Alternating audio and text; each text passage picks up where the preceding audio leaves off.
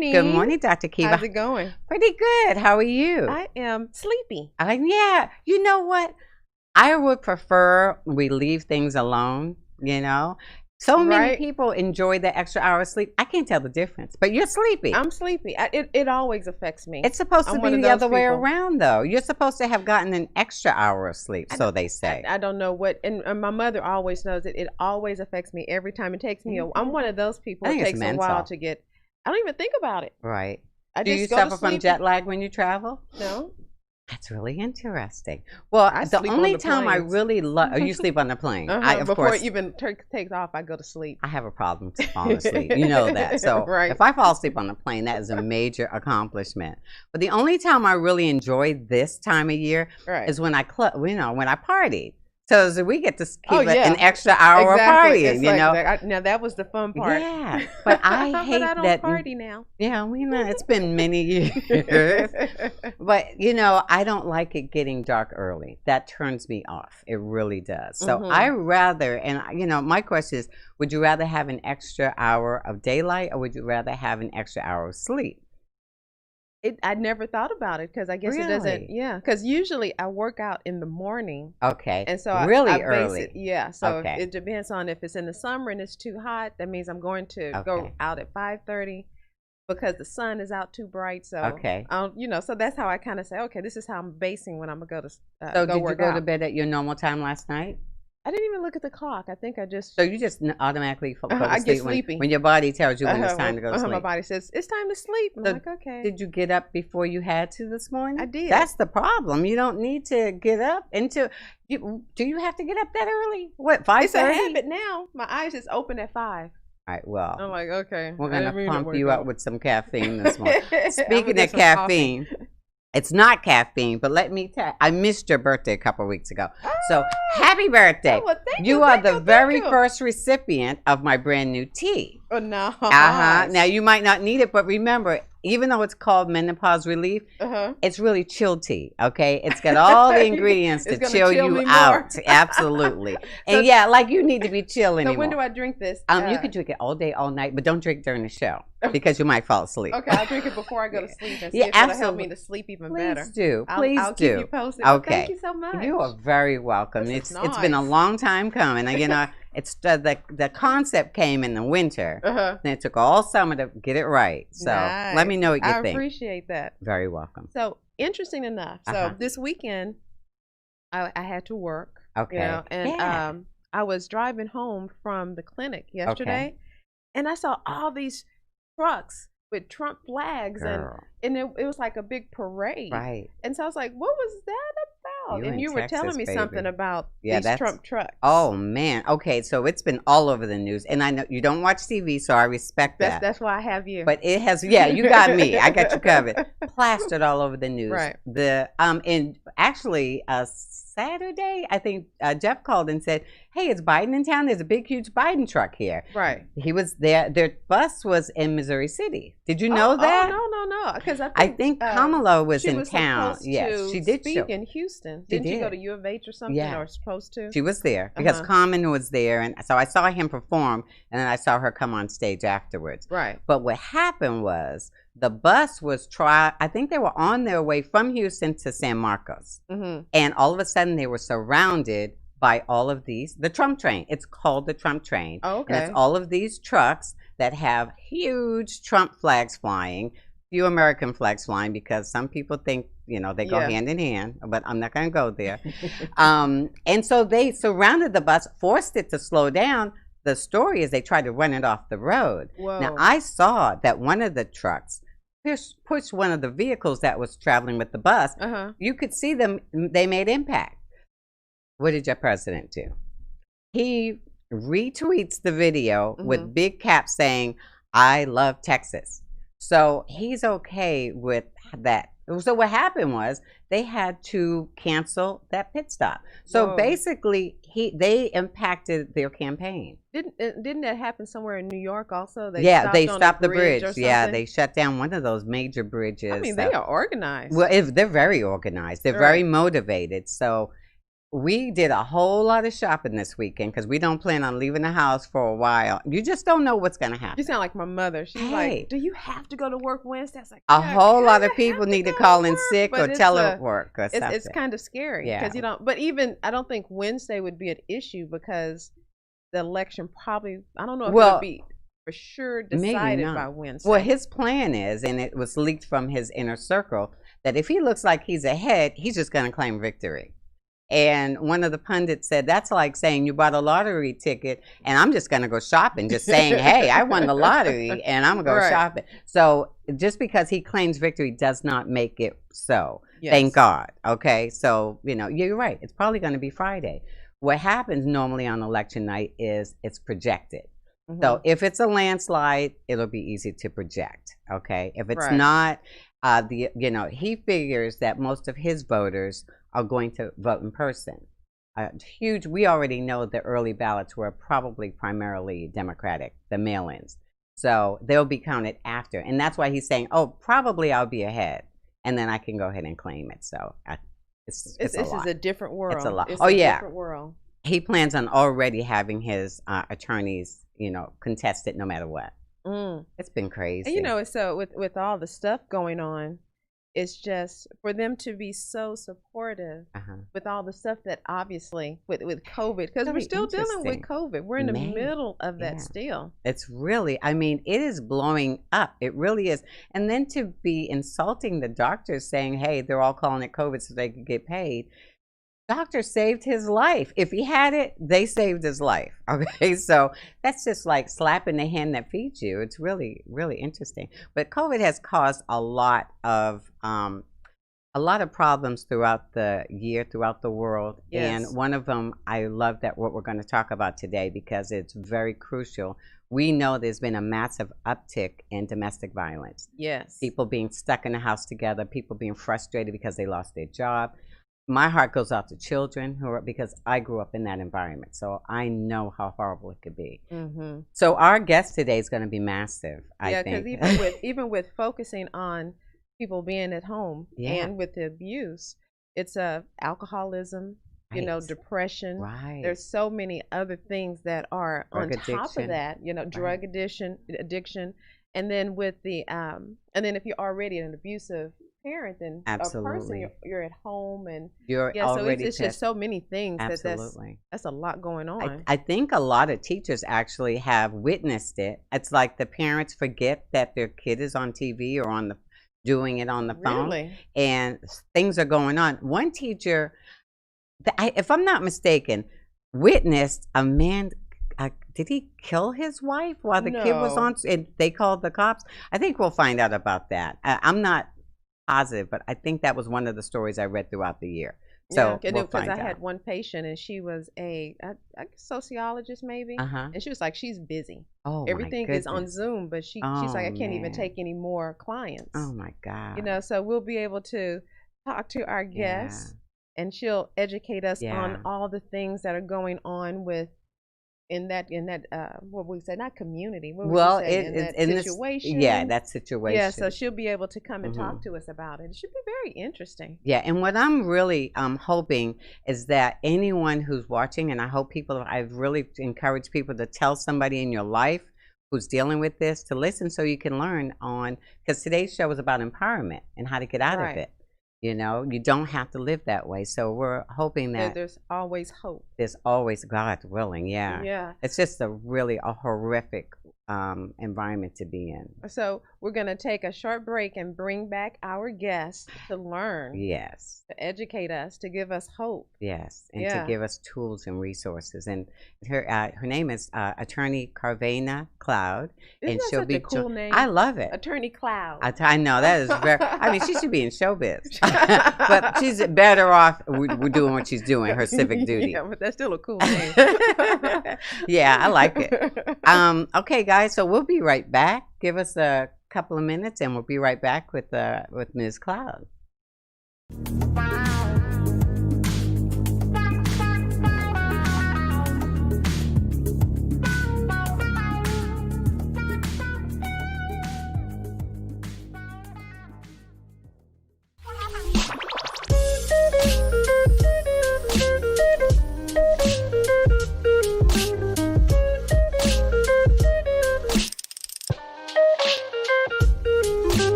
Every sports fan knows that the last few minutes can change the game.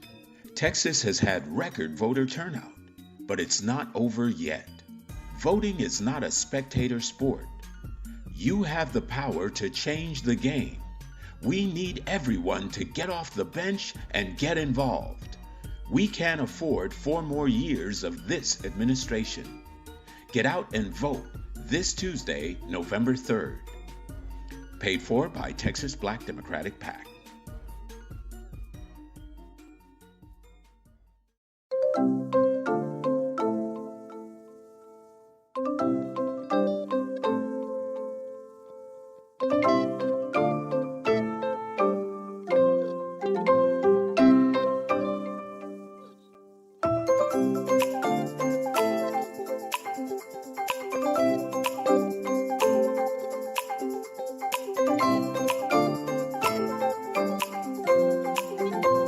We work our whole lives to support our families. With one accident or illness, it can all be gone in an instant. Now there's a smart, affordable way to protect your family. Go to findhealthbenefits.com and discover low-cost life insurance for as little as $2 per month. Add to that a tax-deferred annuity that can help you protect your assets and grow your money for retirement. Learn more. Go to findhealthbenefits.com or call 877-235-6094. A critical illness can strike without warning and wipe out your life savings. In fact, it's the #1 reason for bankruptcy. Find Health Benefits offers an affordable solution. Get up to $50,000 if you get cancer, stroke, or a heart attack, giving you the peace of mind to focus on getting better while the plan helps you to pay your bills and medical expenses. Learn more. Go to findhealthbenefits.com or call 877-235-6094.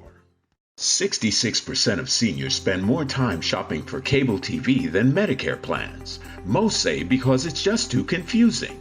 Laws change every year. The wrong plan could cost you thousands and prevent you from seeing the doctors you want. Introducing FindHealthBenefits.com. Save time, save money, see specialists without referrals. Go to FindHealthBenefits.com or call 877-235-6094 for this informative brochure. Society is on the edge. Let's bring them back. Edge Radio, because truth still matters.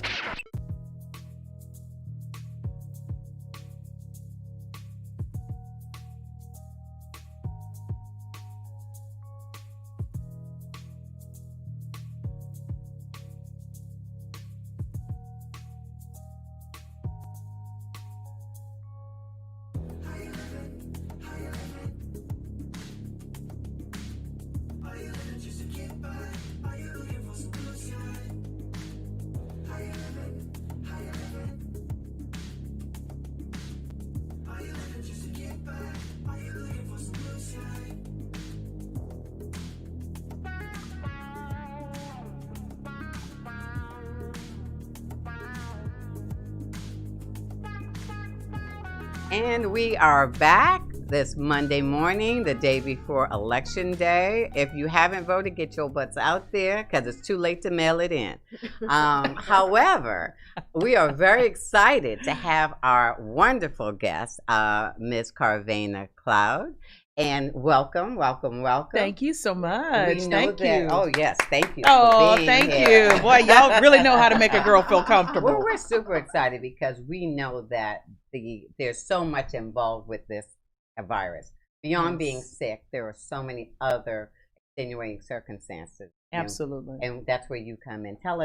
Please tell us about both of your programs. Well, thank you so much. First of all, thank you for having me, and thank you for having the vision to have an empowerment segment, right? That is so important. I mean, we're in the middle of a pandemic, yes, but we're also in the middle of the greatest, I think, extension of the civil rights movement that we've seen since the 60s, right? Yeah, that's true. So as we're talking about, obviously, domestic violence, which, obviously can be, a symptom of social ills and the lack of resources in our community, we're also going to talk a little bit about the importance of voting.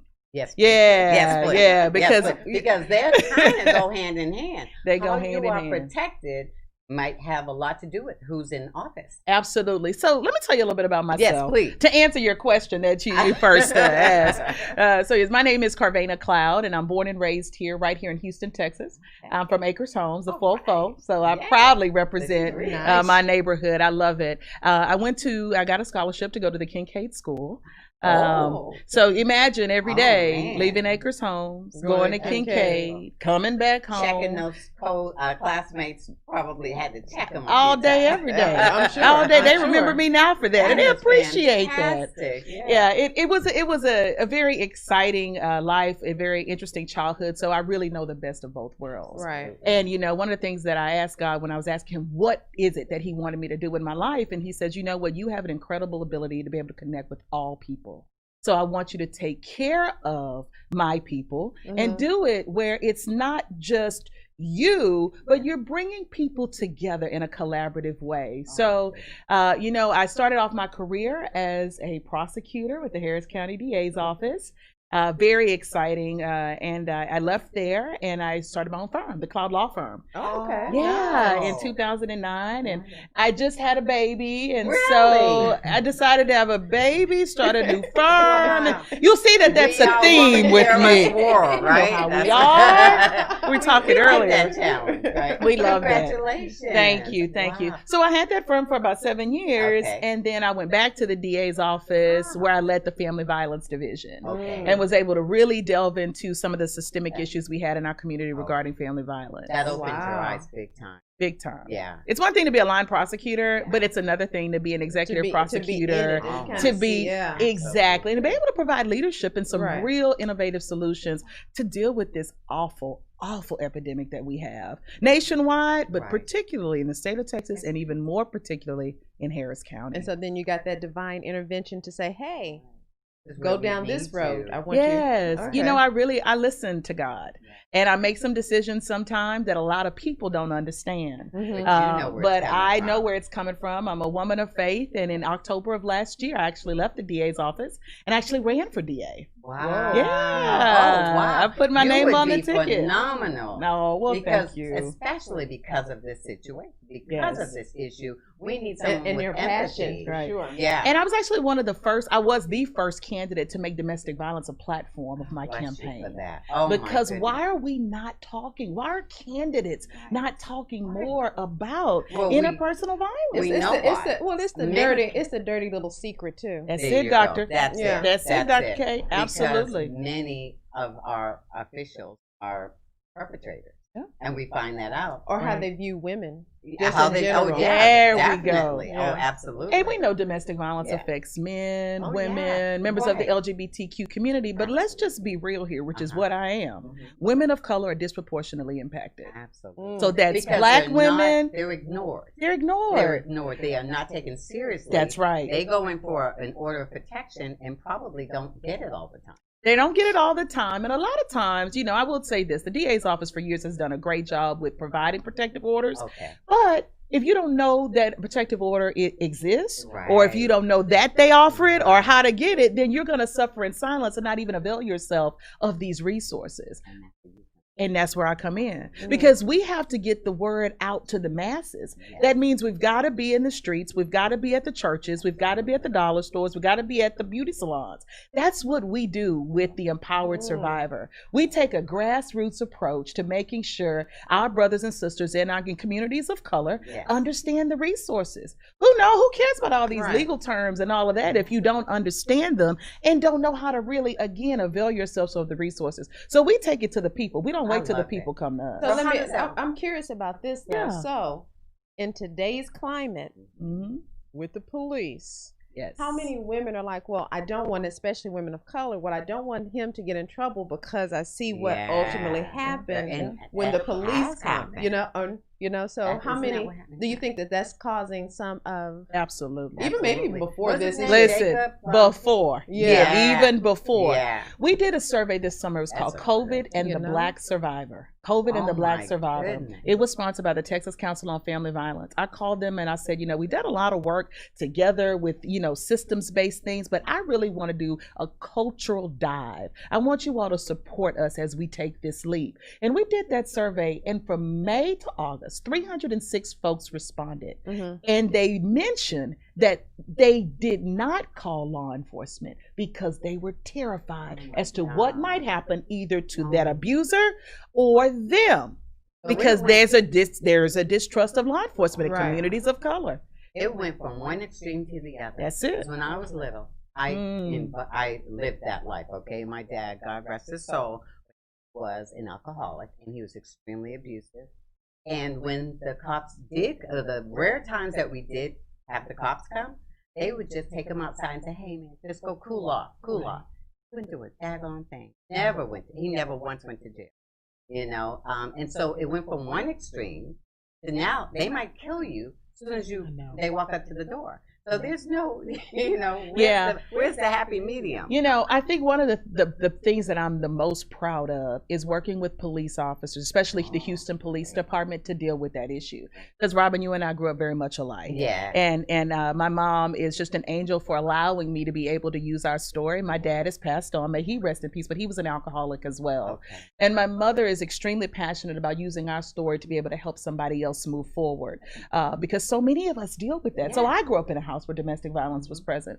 One of the things that I did was I created the Domestic Abuse Response Team. That is a crisis response team in collaboration with the Houston Police Department, where police officers and advocates are now paired in a team, and they are the ones that respond to domestic violence calls. So now you have a social worker there with the police officer. This is all they've been asking for in the first place. That is what defunding the police means. But now on the flip end of that, I had a friend, male friend, who was dating a female, and she was, just kind of stalkerish. Yes. He would say, "Well, I'm gonna go," and she would just force herself to go get into his car. And so when the police was called, they took him to jail. I know it. They didn't even, and it was like they didn't even, so it's like. Heartbreaking. They do need that other person to make sense of what's going on. And so again, another part of that DART program is we train on how women can be abusers just as men. So our officers are now being able to see and understand that it goes both ways. And literally it's been because we've been walking hand in hand, not pointing any fingers, but sitting down and figuring out all of our challenges. Because listen, Sergeant Preston, may he rest in peace, we laid him to rest last week. He was killed in a domestic violence homicide last week as he was responding to a domestic violence call. The woman was trying to move forward, get her things, and leave. As he was assisting her in doing that, the perpetrator killed him and actually shot the 14-year-old son, his own son. Did he kill him? He did not kill him. I did not know that. No, story. He did not kill him. I represent that family. One of the things that is very important is that once people don't realize, even when law enforcement is involved, that person is arrested or taken into custody, that's just one piece. But these families have to put their lives back together. And they often don't know how to get a divorce or how to pay for it or what we can do if they're undocumented. They don't know all of their options. So our firm also steps in to support those survivors and the next of kins of those folks who have lost loved ones to family violence, so they can begin to heal, whether that's grief therapy, counseling, or whatever. Listen, we across the board. We deal with it from the beginning to the end, understanding that, again, not all people are going to call law enforcement, and we know why. So that's why we created DART. But for those people who still don't call law enforcement, we're doing the grassroots activism in communities of color, especially Black and Latinx communities. I'm bilingual in Spanish, and so I'm very proud to lead that effort as well. Muy bien, she's gonna make us step up our game. As she's talking, I'm like, we need to clone you all around the country. But now, so let's step back for just a moment. So you still practice law and you have nonprofit organization, or what exactly are you? Because when you said DART, it's like, okay. And then you're like, I'm still representing. Yeah. So so you're absolutely. still doing both. So I own I own the Cloud Law Firm. So once I did not win that primary for DA, I opened my law firm back up, and I also started a nonprofit. And that the law firm now specifically provides the legal advocacy and services for those survivors and clients that come to us through the law through the nonprofit. Listen, it's just really just being thoughtful and mindful about how you can use and leverage your resources. So many nonprofits exist in this space, but one of the biggest challenges is resources. Right. So we're all kind of competing and fighting for the same resources. So I thought it was important, especially to support nonprofits that are led by Black women and people of color who are in this space. Absolutely. So whatever resources that we're able to get, we love to share that because we can't do all of this work by ourselves. What does DART stand for? The Domestic Abuse Response Team. Okay. Yeah, and actually I will give credit. Los Angeles started that program, but I brought it to Harris County in 2017, and we changed it and added a forensic component. And it's, it's the best of what we call relational policing. You said earlier, people say defund the police. They don't understand what. They don't understand what it means. The term is awful. It's just like Black Lives Matter. It should be Black Lives Matter too. Black Lives Matter also. And then it would shut people down. Because people don't try to think beyond the obvious, and that's the problem. Yeah. Now, is the program you're discussing now, because you have two different programs, correct? Yes. Okay. So we have the Empowered Survivor. Okay, so the Empowered Survivor, yes. Okay. So the name of our nonprofit is the Empowered Survivor. Okay. So on top of the Cloud Law Firm, the actual nonprofit we have is the Empowered Survivor, and that's the program that all of those, the DART program, the grassroots, that's what it operates under. Okay. And we provide resources. And so if anybody is experiencing domestic violence, obviously we always tell people to call 911, especially because it can be very dangerous. Absolutely. We're not trying to stand in the way of what the police officers are trained to do as far as protect and serve. But know that when you call, we're there. Right? That's fantastic. I think that's a very reassuring feeling. You're going to find somebody more than likely that looks just like you. Yeah. Is there a way to make that mandatory whenever there's a domestic violence call to the police? Well, right now HPD is. HPD, they call for the DART teams. It's very new. My goodness. Yeah, it's a very new mandatory approach. But again, shout out to Chief Art Acevedo, Executive Assistant Chief Finner, Lieutenant Julie Pleasant for really making this a priority. Yeah, because we had a councilman who talked about those 25 points. Yes, and I think that was one of them also. Is a friend of the show. Oh, sure, a friend of mine also.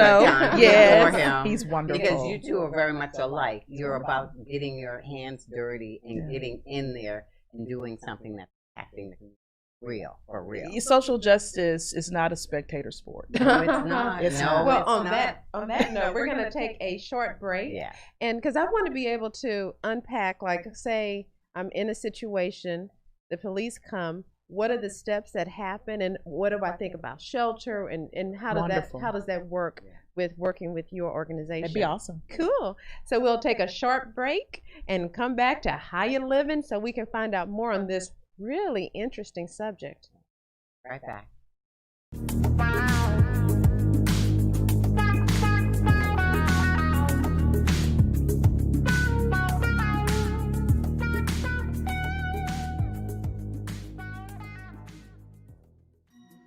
Every sports fan knows that the last few minutes can change the game.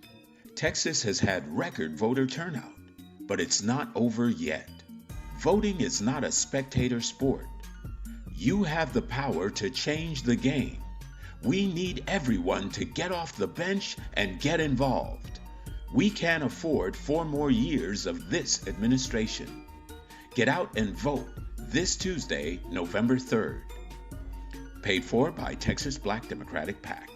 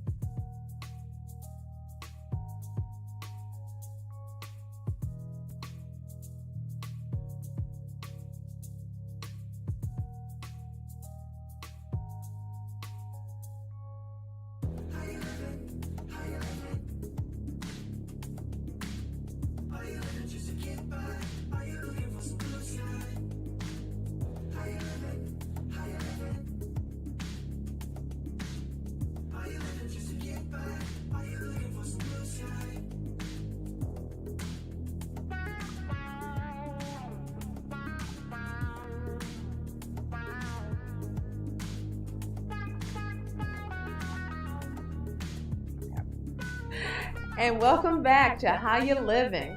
And so today we have attorney Parvena Cloud, which is such a cool name. I'm sorry, still a cool name. And we're talking about domestic violence and how it's increased with COVID. Yes. So what are the steps? Because I know you are an attorney and you'll help to represent, and you have the DARD program. Mm-hmm. So if I have some issues and I contact you and say, well, hey, I'm in this situation. What are the steps that happens? Well, first off, we take your information over the phone. First of all, we ask if you're in a safe place, because we never want people to give out information when the abuser's around or they're not safe. Then we begin to take some general information so we can assess exactly what you need at that moment. Mm-hmm. And we understand that everybody needs something different. Right. Somebody may need shelter. Somebody might need counseling. Somebody might need financial assistance. So we gather all of that information, and then we assign you a caseworker who then works with you to develop a safety plan. An individualized safety plan. We call them in our shop your own personalized power plan, because we're helping survivors find the power in their pain. And understanding that it starts from the beginning, but it's a journey. So we are not in the business of warehousing folks in shelters, right, but we offer housing opportunities, but we do it with supportive services so they can become more independent throughout their journey, however long it takes, right, understanding that everybody's in a different space. Yeah, because I think I would probably be concerned about him finding me. Yes, that's a reality. And that's always been, is always we make sure the location services are off on the phone. The location settings are off on the phone. If he owns the phone, we provide them new phones, or if the perpetrator, I should say, we provide them new phones, and all of the housing is undisclosed and nobody knows where that is. And so that's when you partner up with other organizations? We have our own housing. Oh, wow. Yeah, we have our own housing. I'm so excited about that. So do you have enough people to help? Because I'm already thinking how I can volunteer. Yes, please. We need more volunteers. Volunteers are always. Because I'm like, do you need more manpower? Yes. Okay. It would be wonderful. I mean, as a new nonprofit, it's always hard getting started, but God has been very gracious to us. And we've partnered with groups like the Harris County Domestic Violence Coordinating Council and the Houston Area Women's Center. They provide us dollars to be able to have these facilities. Mm-hmm. And when we don't have space or we're at capacity, we do reach out to each other. That's the beauty of our organizations here in Harris County. Yeah. So how has the COVID, have you noticed an economic impact based on what's going on?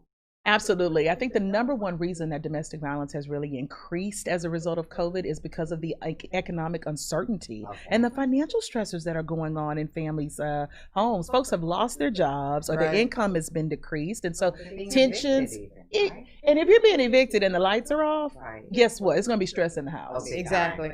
And it's not a justification of violence by any sort, but it's the reality of what we're seeing. Absolutely. And so not only are the number of calls up, but the severity of the violence, unfortunately. And then it's interesting because you guys mentioned alcoholism. Yes. And so I would imagine, you're not working, you're at home, you're depressed, you're numbing the pain. Right. And so I would imagine that that's just absolutely a soup of.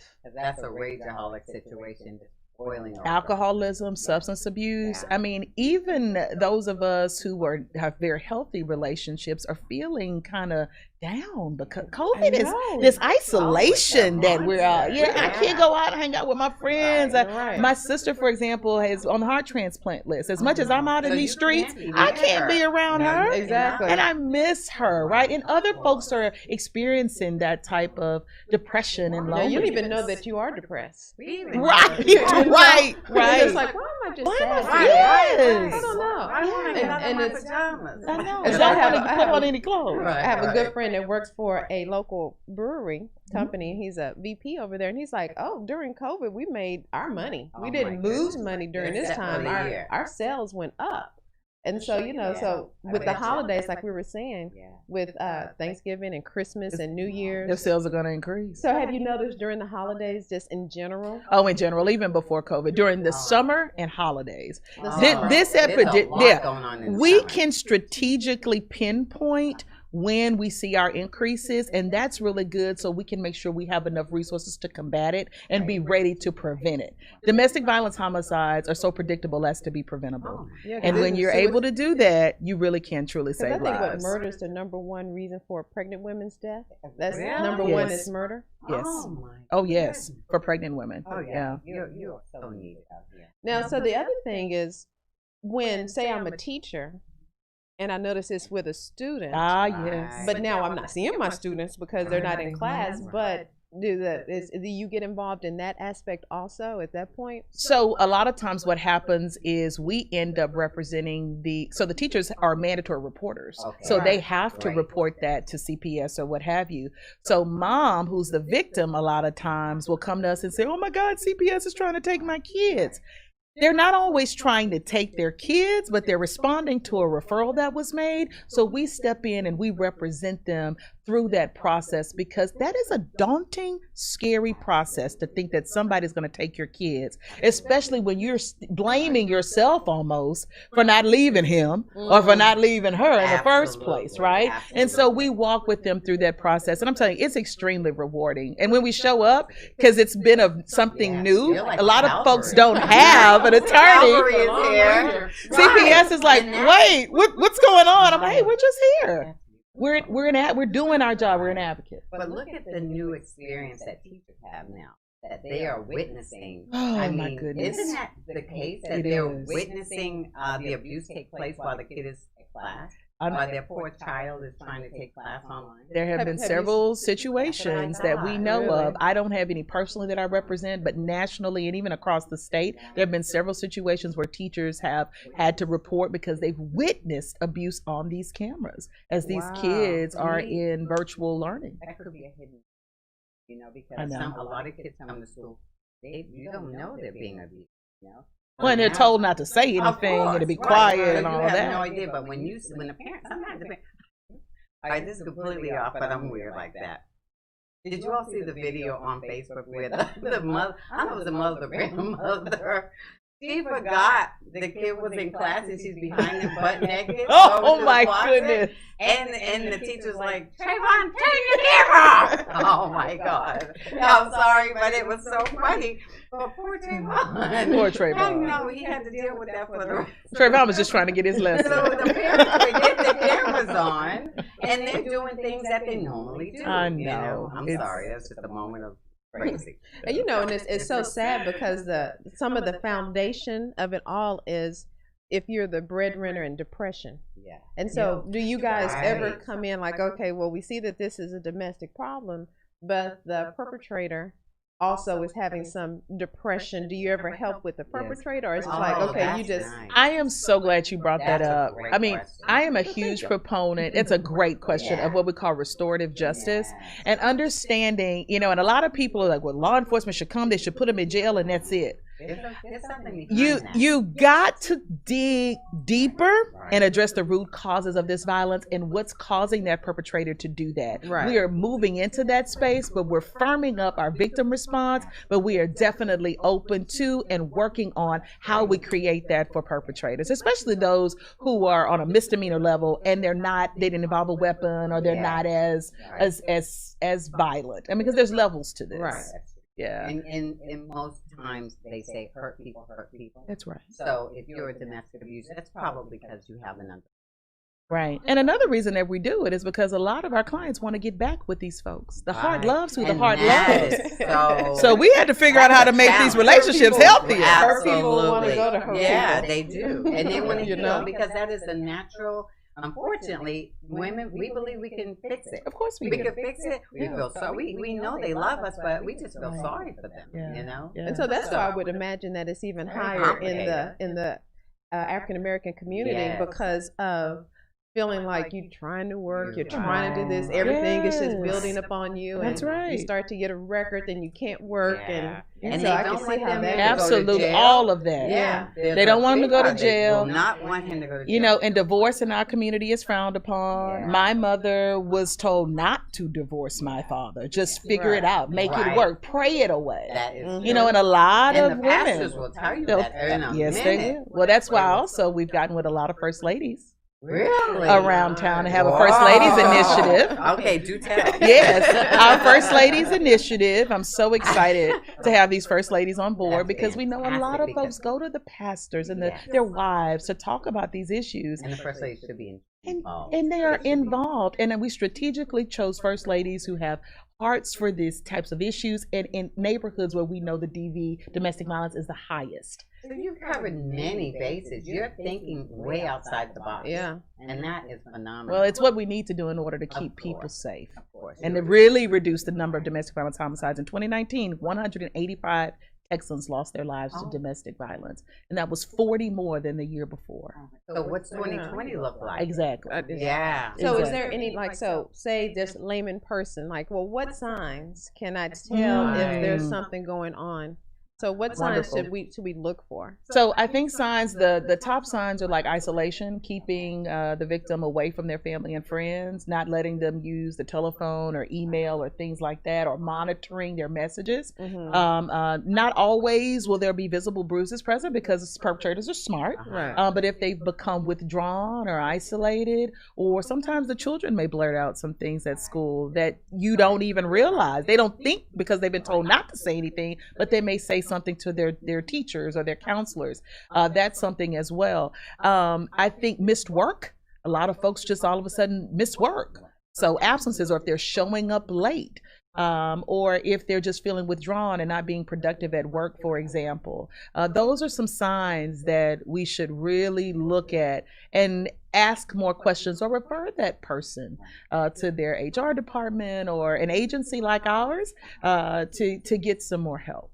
You don't have to wait till the gun is at their head before you say, hey, here's where you go to get help. So if someone is ready to leave their situation, what's the first step you recommend? Call you? I call our agency. Our number. Get all your yes. Well, we just said a couple of times. Okay.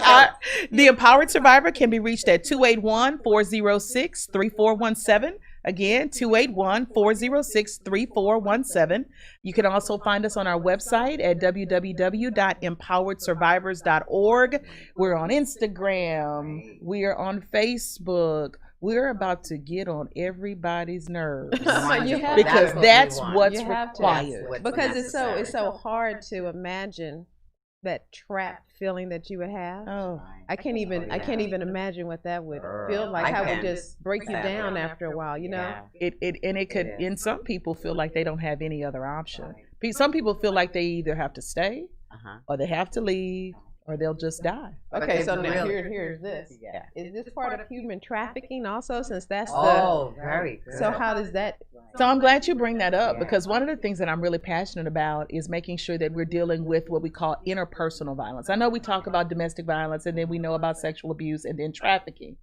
You know, that's been set up in a siloed manner like that for funding purposes.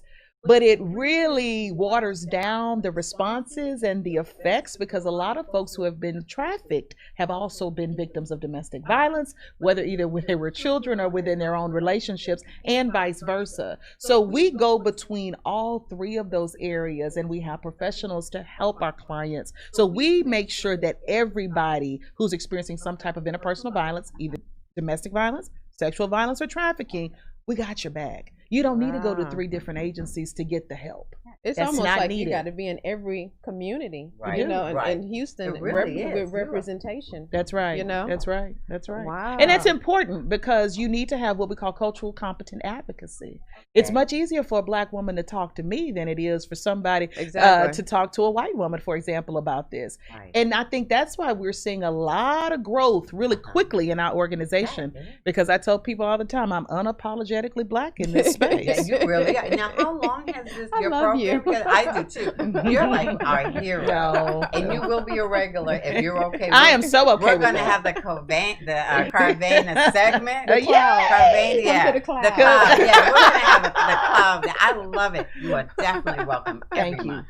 Because the more we get this out there, the more lives that could be saved. That's right. Well, because it was so surprising, I had to take some education hours for human trafficking as a chiro. And I was like, okay, I didn't realize that it was, you know, that's why. Oh, it's very prevalent in Houston. Oh, it's so prevalent. With people saying, well, you can come work for me and they don't pay them and then they can get abused in that situation. And they don't have their cards. So sex trafficking, labor trafficking. I like nail places. Absolutely. I can tell, I promise you, I've been to nail places where you could tell they were victims of trafficking. You could just feel the oppression. You know, and so that's when you need to have someone represent that community to say, come in and speak to them so they can feel comfortable speaking to that person. And I'm very proud to say that Houston and Harris County has, groups like DAIA, the Anissa Hope Center that support our Asian, South Asian populations, Casa Juan Diego for the Hispanic community, the Empowered Survivor now for the African American community, Fresh Spirit Wellness, Dr. Conti Terrell, who before I even started this, she was very active in this space, Black female. But I think now it's time, now more than ever, we have an opportunity to really amplify the work of these amazing organizations to reach the people that need the help the most. Do you also have some sort of literature, like have booklets that we can give out? Yes, we do, and we'll make sure we get you some of that. Be involved. Absolutely. Well, thank you. Before we run out of time, what are all your social media, websites? Awesome. So social media, you can find us at Empowered Survivor. On Twitter, it is Cloud for Texas. Okay. On Instagram, it's Cloud for Texas. Right on. And I know how to rock that name. Okay. We want Cloud to be a household name. Right. That's right. We're going to help. Well, at the end of the day, we are about protecting the people. That I love being called the people's protector. There is no other title I enjoy more than being able to help amplify the voices of those who have been so unheard for so long. And that really, I want to segue real quickly. I know we have to go. Please. But this morning, I'm also the director of voter protection for the Texas Coalition of Black Democrats. We definitely need to talk about that. Yes. The oppression situation. And on this election eve, I'm so proud that this morning we filed, and actually it's being heard right now in federal court, we filed an amicus brief in support of Chris Hollins, our amazing county clerk, saying, y'all, you are not going to throw out those 26,000 ballots for drive-through voting. We stepped in again. Democracy is not a spectator sport. So you have to get in there and fight and explain why African Americans are so at a higher risk. They're already being hit. We're already being hit harder with COVID. And then so a lot of us have requested absentee ballots and have used the drive-through polling locations that were also available to us in the runoff in July. But now all of a sudden they're illegal. So they were good in July, but now they're not. So hopefully we'll win in the federal I am level. very hopeful that we will. And it sounds like we will, because there was a Republican that said, hey, if they follow the law, we're going to win. That you guys are going to win. Yeah. We need your contact information one more time. Absolutely. 281. Yes. Our number is 281-406-3417. 281-406-3417. Do not hesitate to call if you are experiencing any type of domestic violence, sexual violence, or trafficking situation. We are here to help. You are not alone. We got your back. That's right. Help is here. We want to thank you so much, Carvana. You are a joy and a powerhouse. We almost need her for 5 hours. We're going to see you next month. Yes. Please make room Absolutely. for us. You let us know. Yeah, we'll work around you. You'll work around you. It's a deal. Let's do this. This is intervention. Wow, she's I'm normally chill. She's never my caffeine. Sister girl is fired up. Man, that says a lot. I did a good job. Yeah. Okay. I know we don't want to leave, but we're being forced forced to get off the air. So I want to thank you guys for being here. Please let someone know who's suffering right now or who may be in a situation. Help is here, okay? Help is here. Next week, we're going to look for something more. We'll see what goes on after the election, okay? Yes. So next week's going to be an interesting. I know, stay prayed up. Stay prayed up. We'll be here next Thursday. Let's pray up tonight, everybody, okay? Yes. In the meantime, we got to ask, how you living? Bye-bye. Bye.